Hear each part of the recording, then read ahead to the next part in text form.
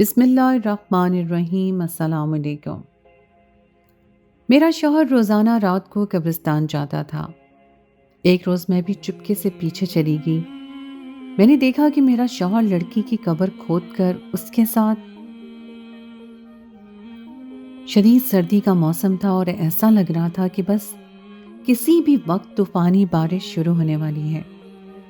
گاؤں والے تو شام سے ہی اپنے گھروں میں دبک کر بیٹھے ہوئے تھے۔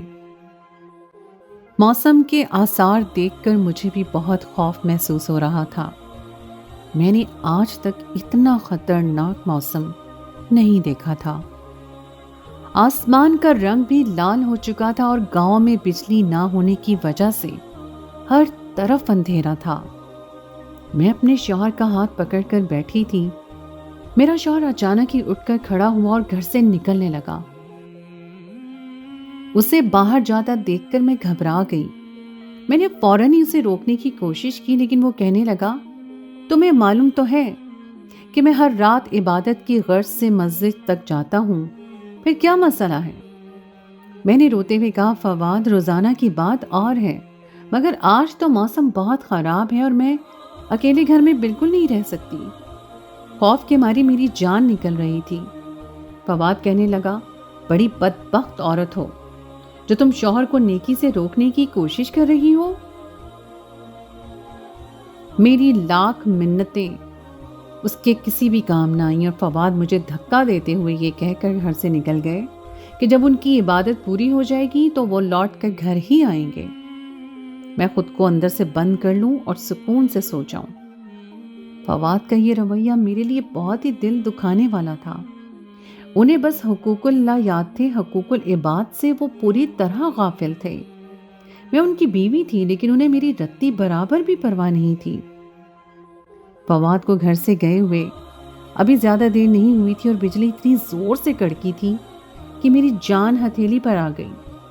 میں نے ہاتھ میں لالٹین اٹھائی اور گھر کو باہر سے کنڈی لگا کر نکل گئی۔ میں نے سوچ لیا تھا کہ میں اکیلے گھر میں رہ کر ساری رات ڈرنے کے بجائے فواد کے ساتھ مسجد میں ہی گزار لوں گی۔ میں نے ڈرتے ڈرتے مسجد تک پہنچ گئی، لیکن یہ دیکھ کر میں پریشان ہو گئی کہ فواد تو مسجد میں موجود ہی نہیں تھے۔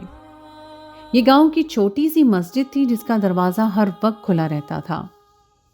میں مسجد کے احاطے میں پریشان سی کھڑی تھی کہ جبھی مسجد کا خادم میرے پاس چلا آیا۔ گاؤں میں ہم سب ایک دوسرے کو پہچانتے تھے، وہ بھی مجھے دیکھتے ہی پہچان گیا اور کہنے لگا، فواد کی بیوی، تم یہاں آدھی رات کو اس موسم میں کیا کر رہی ہو؟ میں نے اسے بتایا کہ میں بھی فواد کے ساتھ ہی مسجد میں رات گزارنا چاہتی ہوں، کیونکہ مجھے اکیلے گھر میں خوف آ رہا ہے۔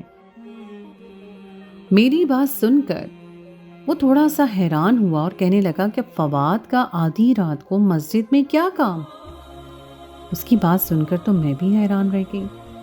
میں نے اسے کہا کہ میرا شوہر رات مسجد میں عبادت کے لیے آتا ہے، آپ تو مسجد کے خادم ہیں اور یہی رہتے ہیں، کیا آپ کو خبر نہیں؟ میری بات سن کر مسجد کا خادم ہنس پڑا اور کہنے لگا، فواد تو 5 وقت کی نماز پر پابندی سے نہیں آتا، تو پھر راتوں کو عبادت کے لیے مسجد کیوں آنے لگا؟ میں روزانہ ساری رات مسجد میں ہی رہتا ہوں، فواد کو آج تک میں نے یہاں نہیں دیکھا۔ خادم کی بات سن کر میرے ہوش اڑ گئے۔ فواد تو پچھلے 1 سال سے ہر رات یہی کہہ کر گھر سے نکلتے تھے کہ وہ مسجد میں عبادت کے لیے جا رہے ہیں۔ کہیں فواد نے دوسری شادی تو نہیں کر رکھی جہاں وہ رات گزارنے کے لیے جاتے ہیں؟ اور یہ سوچ کر ہی میرے قدموں تلے سے زمین نکل گئی۔ موسم کا خوف دل سے نکل گیا اور فواد کی دوسری شادی کا خوف دل میں سما گیا۔ مجھے اب گھر واپس نہیں جانا تھا، بلکہ گاؤں میں ہی فواد کو تلاش کرنا تھا۔ اگر فواد نے دوسری شادی کر لی ہو تو یہ سوچ کر ہی میرے رونگٹے کھڑے ہو گئے تھے۔ میں مسجد سے باہر نکل آئی، مجھے سمجھ ہی نہیں آ رہا تھا کہ میں فواد کو کہاں تلاش کروں۔ بادلوں کی گرج چمک سے میری جان ہوا ہو رہی تھی۔ تھوڑی دیر میں یہاں وہاں بھٹکتی رہی اور پھر گھر واپسی کے لیے پلٹنے لگی تو مجھے بہت دور گاؤں کے قبرستان کے دروازے سے کوئی اندر جاتا نظر آیا۔ اتنی دور سے کسی شخص کو اندھیرے میں پہچاننا تو ممکن نہیں تھا، لیکن اس کے ہاتھ میں موجود لالٹین سے اس پر پڑنے والی روشنی میں اس کا حلیہ ضرور سمجھ آ رہا تھا۔ اور مجھے یقین ہو گیا تھا کہ وہ کوئی اور نہیں بلکہ فواد ہی ہے۔ فواد کا رات کے اس پہر قبرستان میں کیا کام تھا؟ اور وہ اتنے عرصے سے مجھ سے جھوٹ بول کر کہاں جا رہے تھے؟ دل میں عجیب عجیب طرح کے سوال پیدا ہو رہے تھے۔ تجسس کے ہاتھوں مجبور ہو کر میں فواد کے پیچھے پیچھے قبرستان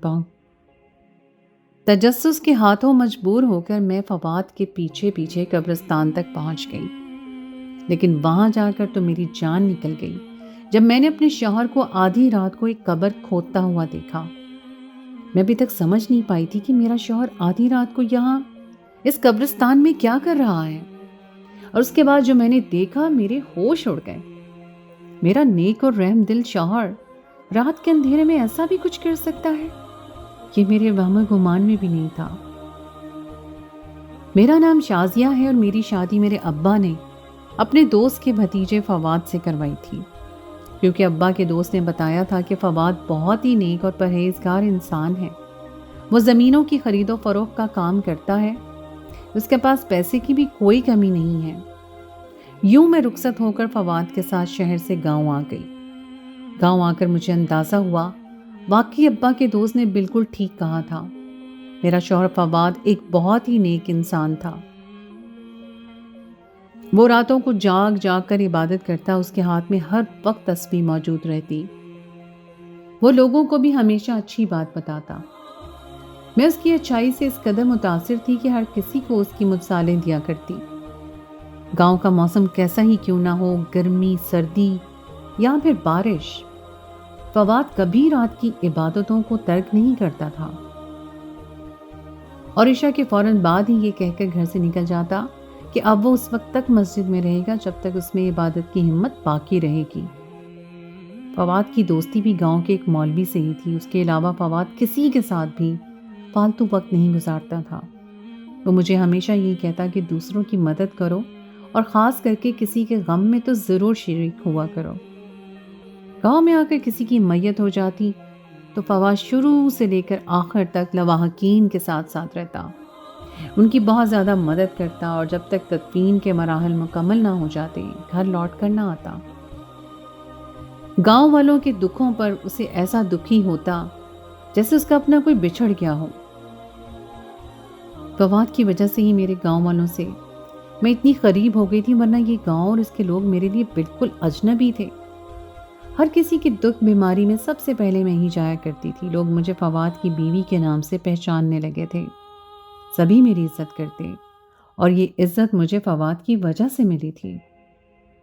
لیکن ایک بات تھی جو بہت عجیب تھی اور میری سمجھ سے باہر تھی کہ اکثر ہی دن میں نمازوں کے وقت وہ سوئے پڑے رہتے، اور میرے لاکھ اٹھانے پر بھی اٹھ کر مسجد کا رخ نہ کرتے، اور جب بعد میں اٹھتے اور میں نماز چھوڑنے کا پوچھتی تو کہتے کہ وہ رات کو ہی ایک ساتھ قضا نماز پڑھ لیتے ہیں۔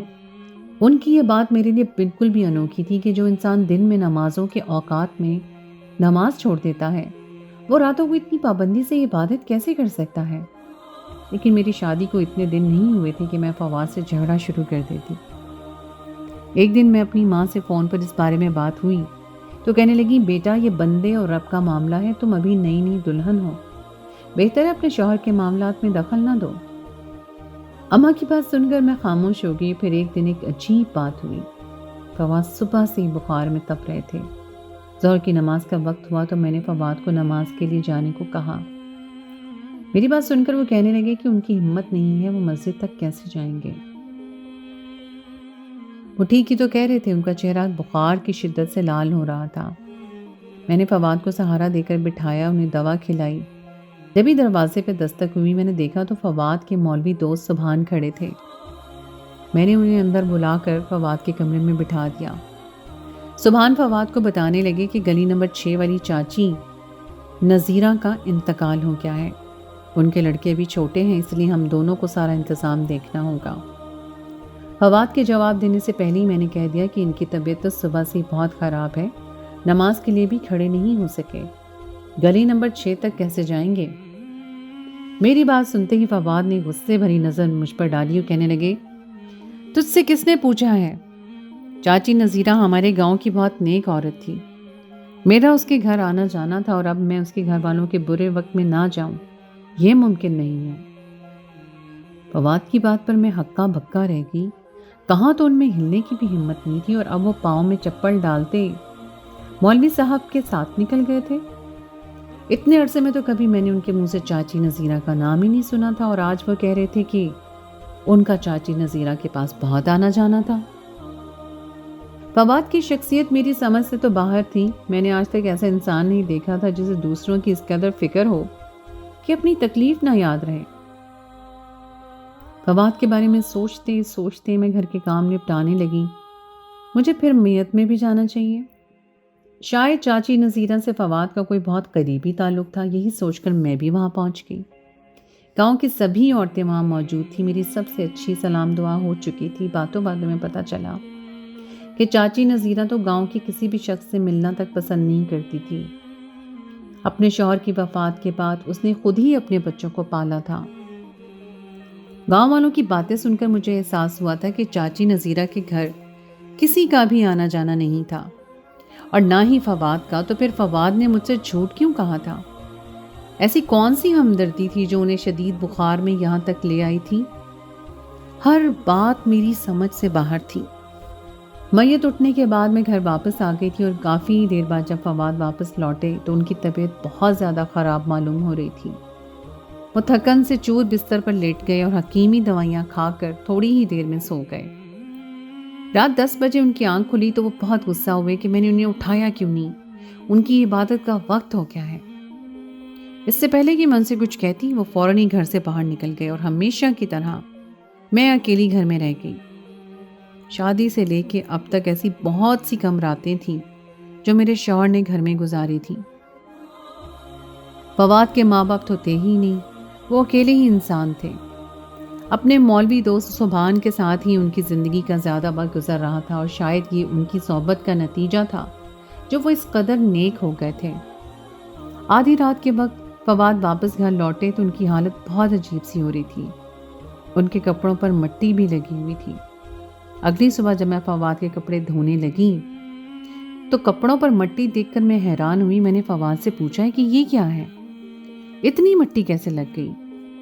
فواد کہنے لگے تم احمق عورت ہو، عجیب عجیب سوال پوچھتی ہو. یہ گاؤں ہے، تمہارا شہر نہیں جہاں پکے راستے ہوں. کہیں سے بھی مٹی لگ جاتی ہے، مگر تمہیں تو ہر بات کھوجنے کی عادت ہے. اس رات کے بعد اکثر ہی میں نے اس بات کو نوٹ کیا کہ جب بھی فواد رات کو گھر لوٹتے تو ان کے کپڑے حد سے زیادہ میلے ہوتے اور جگہ جگہ مٹی بھی لگی ہوتی. لیکن میں دوبارہ کبھی پوچھنے کی ہمت نہ کر سکی. کبھی کبھی میں سوچتی کہ فواد پتہ نہیں زمین کی خرید و فروخت کا ایسا کون سا کام کرتے ہیں کہ جس کے لیے انہیں بہت زیادہ محنت بھی نہیں کرنی پڑتی اور پیسوں کی بھی کوئی کمی نہیں ہوتی، کیونکہ وہ سارا وقت تو گھر اور گاؤں میں ہی گزار دیا کرتے تھے. گاؤں سے باہر وہ اسی وقت جاتے جب کسی قریبی گاؤں میں کسی کے انتقال کی خبر ملتی. ان کا مولوی دوست انہیں لینے کے لیے آتا اور وہ دونوں مل کر دوسروں کے دکھ میں شریک ہونے کے لیے نکل پڑتے. شروع میں تو مجھے فواد کی عادت بہت اچھی لگتی تھی، لیکن وقت گزرنے کے ساتھ ساتھ مجھے عجیب لگنے لگا کہ ان کی کوئی جان پہچان نہ ہوتی پھر بھی وہ اپنا گھر بار اور کام چھوڑ کر نکل جاتے. اور پھر مجھے یہ بید کھل ہی گیا کہ میرے شوہر کو کیوں سب کی فوتگی پہ جانا پڑتا تھا. شدید سردی کی وجہ سے خالہ رشیدہ کی 16 سال کی بیٹی نمرہ کو نمونیا ہو گیا تھا. بیماری اس قدر بڑھی کہ وہ بیچاری ہفتہ بھر میں ہی ختم ہو گئی. نمرہ کی موت کا صدمہ جہاں سارے گاؤں والوں کو تھا وہیں مجھے بھی بہت زیادہ تھا. وہ لڑکی اکثر شام کے وقت میرے پاس آ کر بیٹھ جاتی اور مجھ سے باتیں کیا کرتی تھی.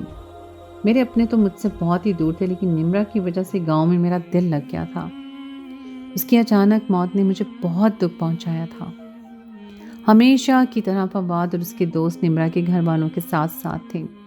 میں بھی کافی دیر تک وہیں بیٹھی آنسو بہاتی رہی تھی. نمرہ کی ماں کی حالت بھی بہت خراب تھی. شام کے وقت جب میں گھر واپس لوٹی تو موسم ایک دم بدل گیا. ایسا لگا جیسے آسمان بھی نمرہ کی موت پر رو رہا ہو. میرے گھر آنے کے تھوڑی دیر بعد ہی فواد چلے گئے. میری شکل دیکھ کر کہنے لگے تمہیں تو بہت زیادہ ہی دکھ پہنچا ہے. فواد کا نارمل رویہ دیکھ کر میں حیران رہ گئی، کیونکہ کچھ دیر پہلے تو وہ بھی بہت دکھی نظر آ رہے تھے اور اب اچانک ایسے کہہ رہے تھے جیسے کچھ ہوا ہی نہ ہو. फवाद कहने लगे चलो अच्छा है जान छूटी इस निम्रा से। जब देखो तुम्हारे पास आकर बैठ जाती थी। मुझे तुम्हारा और उसका साथ एक आंख नहीं भाता था।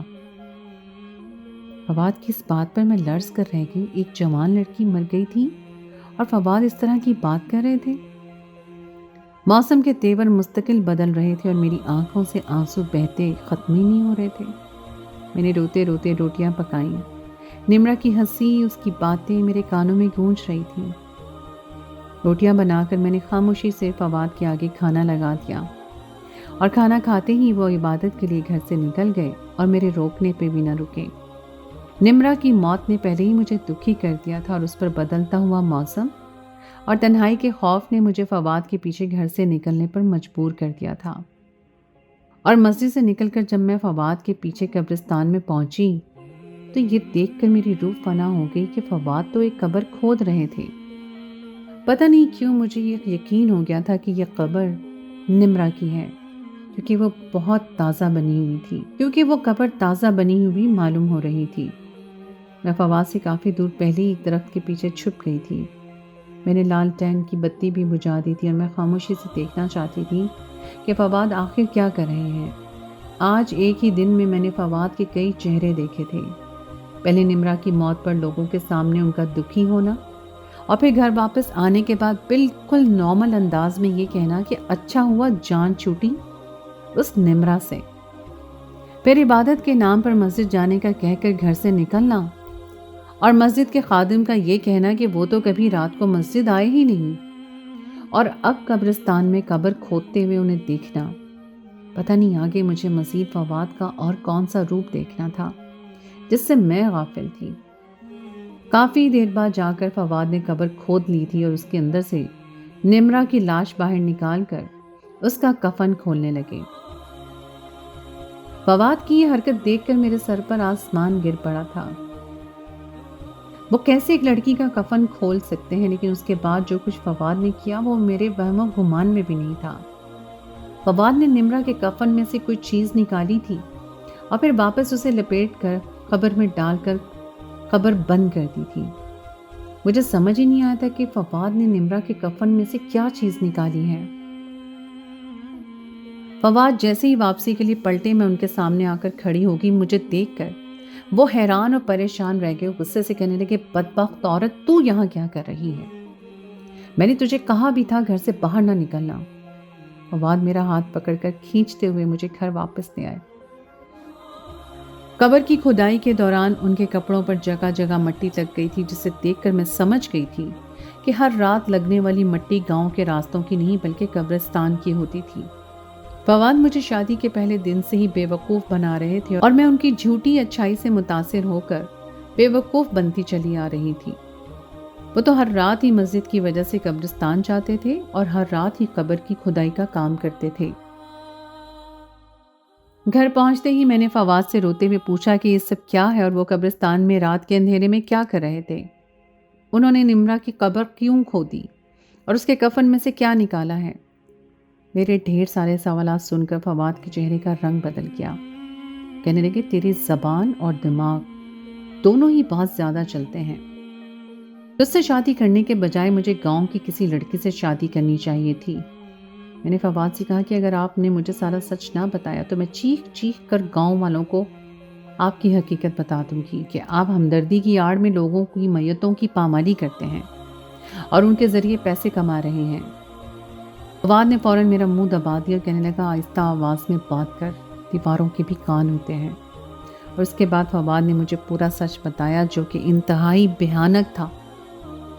फवाद और उसका दोस्त मौलवी पिछले कई सालों से भोले भाले गांव वालों को बेवकूफ़ बना रहे थे और सिर्फ अपने ही गांव वालों को नहीं बल्कि मज़ीद 4 और दूसरे गांव वाले भी उनका शिकार थे।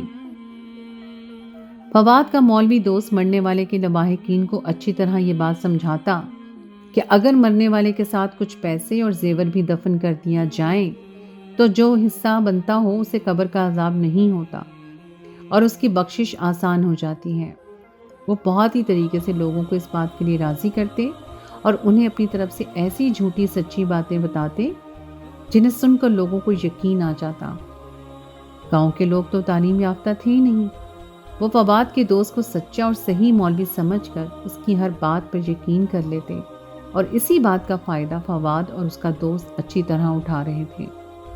کسی بھی انتقال کی خبر آتی تو دونوں ہی خیر خواہ بن کر پہنچ جاتے، شروع سے آخر تک لواحقین کے ساتھ رہتے، ان کی مدد کرتے اور تدفین کے لیے کچھ رقم بھی ان کے ہاتھ پر رکھ دیتے۔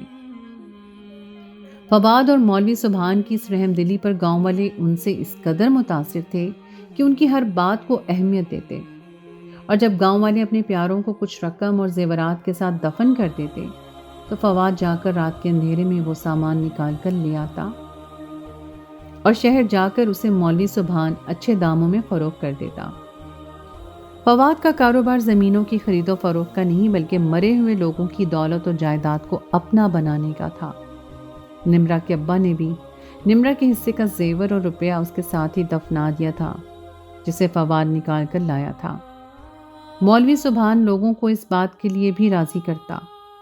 وہ یہ بات کبھی کسی کے سامنے نہ کہیں کہ انہوں نے میت کے ساتھ پیسہ یا زیور دفن کیا ہے، ورنہ اس طرح ان کی دی ہوئی بھیٹ قبول نہیں ہوگی۔ فواد کہہ رہا تھا کہ آج تک تمہیں ساری خوشیاں اور آسائشیں انہی پیسوں کی وجہ سے ملی ہیں، اس لیے بہتر یہ ہے کہ اپنی زبان بند رکھو اور جو کچھ جیسا چل رہا ہے ویسا ہی چلنے دو۔ فواد کا سچ جان کر میرے لیے اس کے ساتھ رہنا بہت مشکل ہو گیا تھا۔ وہ دین کے نام پر لوگوں کے ساتھ کھیل رہا تھا اور میتوں کی پامالی کر رہا تھا۔ میں نے فواد سے صاف صاف کہہ دیا کہ میں تم جیسے شخص کے ساتھ اپنی زندگی نہیں گزار سکتی اور نہ ہی اس طرح کے حرام پیسے کھا سکتی ہوں۔ فواد نے ایک زوردار تھپڑ میرے چہرے پر مارا اور کہنے لگے، اگر تو نے کسی کے سامنے اپنی زبان کھولی تو میں تجھے اسی گھر میں دفن کر دوں گا۔ صبح سویرے ہی فواد نمرہ کی قبر سے نکالا ہوا زیور مولوی سبحان کو دینے کے لیے نکل پڑے۔ میں نے رات کا باقی حصہ رو کر گزارا تھا اور ابھی بھی میں اپنے نصیب پر بیٹھی آنسو بہا رہی تھی۔ بجلی بہت زور سے کڑکی تھی، لیکن مجھے اس وقت بجلی کی کڑک سے اس قدر ڈر نہیں لگ رہا تھا جتنا اپنے مستقبل سے۔ زیادہ دیر نہیں گزری تھی کہ گھر کا دروازہ زور سے بجنے لگا۔ جیسے ہی میں نے دروازہ کھولا تو مسجد کا خادم کھڑا تھا۔ مجھے دیکھتے ہی کہنے لگا، فواد کی بیوی غضب ہو گیا ہے، مولوی سبحان کے گھر پر بجلی گر گئی ہے اور سب کچھ جل کر راکھ ہو گیا ہے۔ مسجد کے خادم کی بات سن کر میری روح کانپ اٹھی۔ فواد بھی تو مولوی سبحان کے گھر ہی تو گئے تھے، سب کچھ جل کر راکھ ہو گیا تھا، نہ ہی مولوی سبحان بچا تھا اور نہ ہی فواد۔ گاؤں والے دو جوان مردوں کی موت پر بہت زیادہ افسردہ تھے۔ صرف میں ہی تھی جو جانتی تھی کہ ان کی موت ان کی بدعمالیوں کا نتیجہ تھی۔ وہ خدا کے غضب کا شکار ہو گئے تھے۔ میرے ماں باپ میری جوانی کی بیوگی پر غم سے نڈھال تھے، لیکن پتہ نہیں کیوں مجھے غم محسوس ہی نہ ہو سکا تھا۔ میرے اندر ایک سکون اتر گیا تھا کہ اب کسی اور کے ساتھ ایسا ظلم نہیں ہوگا جیسا ظلم فواد اور مولوی سبحان نے کیا تھا۔ میں اپنے ماں باپ کے ساتھ واپس شہر چلی آئی تھی۔ واپسی سے پہلے میں نے گاؤں والوں سے صرف اتنا ہی کہا تھا کہ انسان کے اعمال ہی اس کے ساتھ قبر میں جاتے ہیں اور وہی اس کی جنت اور دوزخ کا فیصلہ کرتے ہیں۔ اس کے علاوہ قبر میں کوئی اور چیز کام نہیں آتی۔ ڈھکے چھپے لفظوں میں میں نے گاؤں والوں کو اپنی بات کا مطلب سمجھا دیا تھا اور گاؤں والے بھی میری بات کا مطلب جان گئے تھے۔ تو دوستو، یہ تھی میری آج کی کہانی۔ امید ہے آپ کو آج کی کہانی پسند آئی ہوگی۔ کہانی اچھی لگے تو اس کو لائک ضرور کیجیے، اپنے دوستوں کے ساتھ شیئر کیجیے۔ اگر آپ نے ابھی تک میرے چینل سنو ذرا کو سبسکرائب نہیں کیا تو اس کو فوراً سبسکرائب کر لیجیے، ساتھ ہی لگے بیل کے بٹن کو بھی پریس کر دیں تاکہ آپ کو میری آئندہ آنے والی کہانی کا نوٹیفیکیشن بر وقت مل سکے۔ اگلی کہانی تک کے لیے مجھے دیجیے اجازت۔ خدائے پیمان۔